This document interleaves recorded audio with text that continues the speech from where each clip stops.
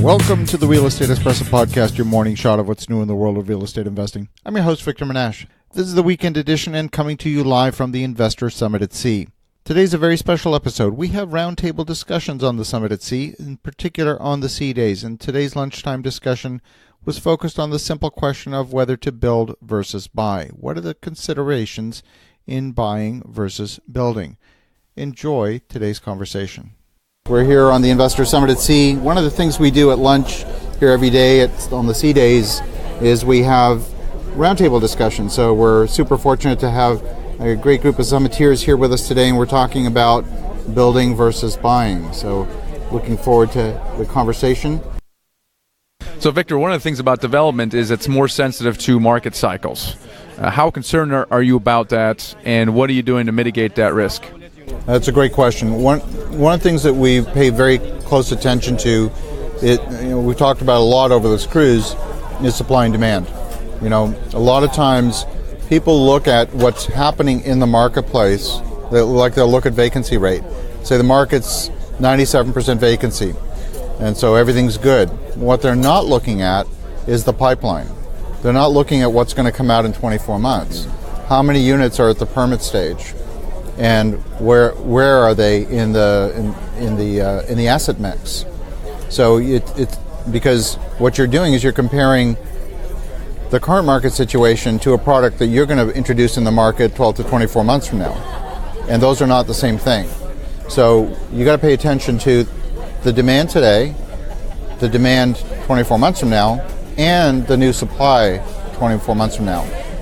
Oftentimes people only look at one or two variables. They're not looking at the whole picture, and that's why they get into trouble. Seattle is my favorite example right now because it's a great market from an employment standpoint. You've got Amazon, you got Microsoft, you have Starbucks, Boeing, Apple just opened a new AI center there. You've got Expedia moving from Redmond into a building on the waterfront in the downtown. It's a great market. And last year they absorbed 8,000 units of new construction. That sounds like a good number. But there's 25,000 units of brand new construction sitting vacant because it's oversupplied. So if you only look at the demand side of the equation, you get snookered. Oh, and there's another 32,000 at the permit stage. So how many years is it going to take for that to absorb? But that's in a stable, healthy market, right? Now, if there's a correction, what typically happens is people go from Class A and they flee into Class B, right? And if you're building apartment buildings, you're probably building at least Class A or so. You're not building Class B or Class C.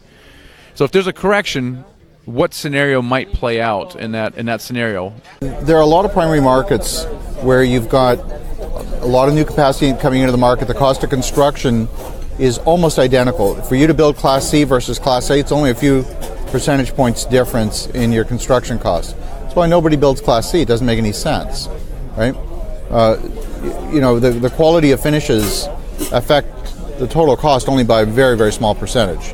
Whether you put laminate floor or tile, whether you put laminate counters or granite, it's really only a few percent difference. So that is a challenge. There's no question. If you're in a large macro market like Dallas or Houston or something like that, and you're simply looking at the macro numbers, that's where the macro cycle can come into play. If you are focused more on the micro markets and where is the demand at the micro level, then you can survive those economic cycles because you're looking at it through a different lens. You're looking at it through the lens of supply and demand. For example, in the last downturn, Stockton, California went down 90%. San Francisco proper went up 3% in the same time frame. Now, if you look at the market average and just look at the macro market, you wouldn't see those differences.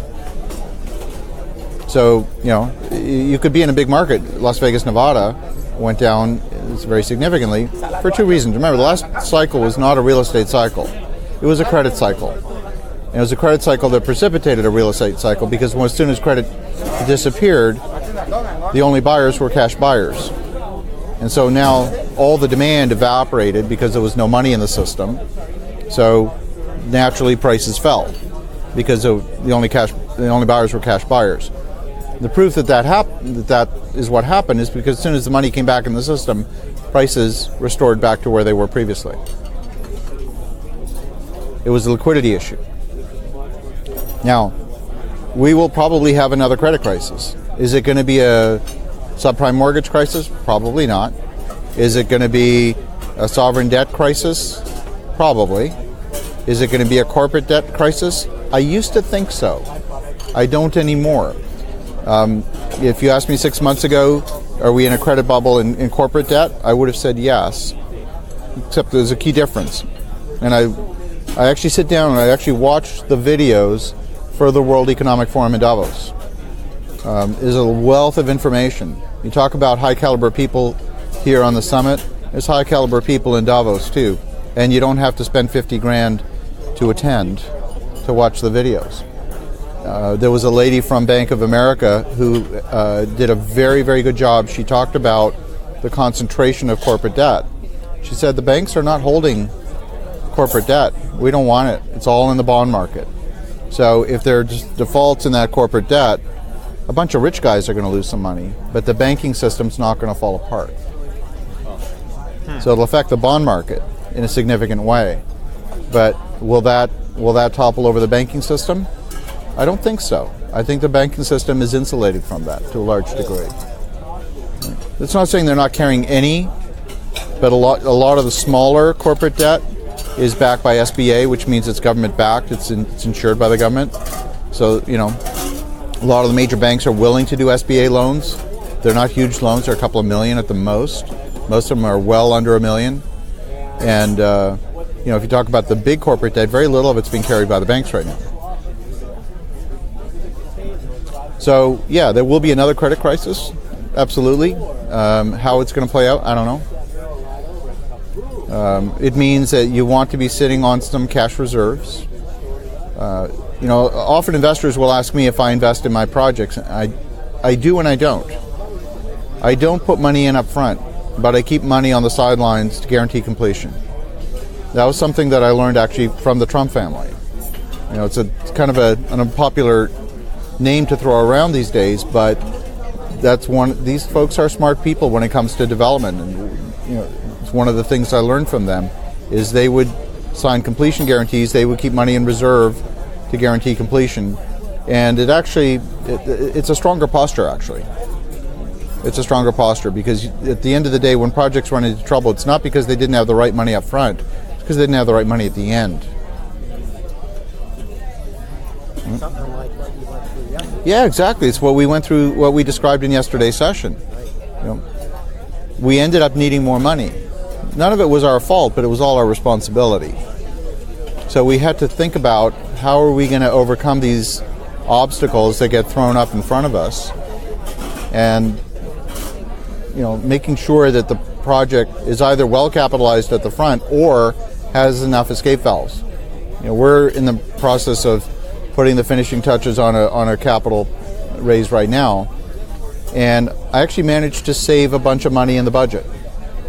And I actually thought about removing that money from the budget.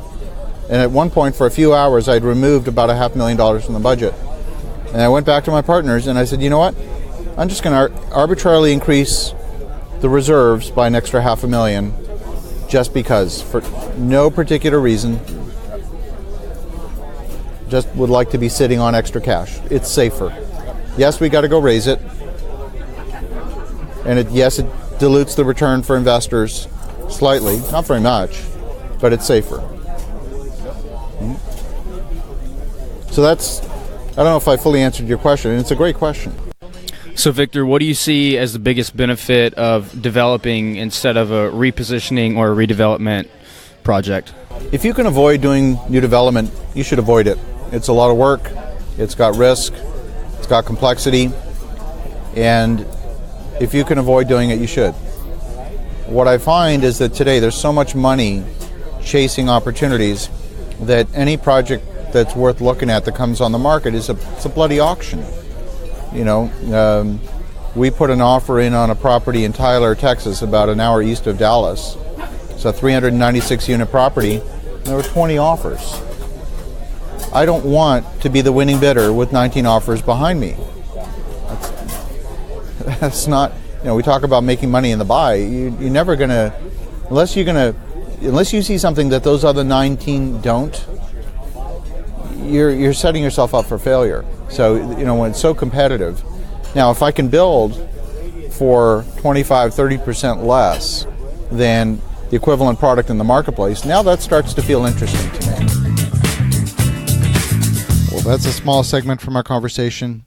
Hopefully it gives you some insight on the considerations between buying versus building new product. In the meantime, as you're thinking about that, have an awesome rest of your day. Go make some great things happen. We'll talk to you again tomorrow.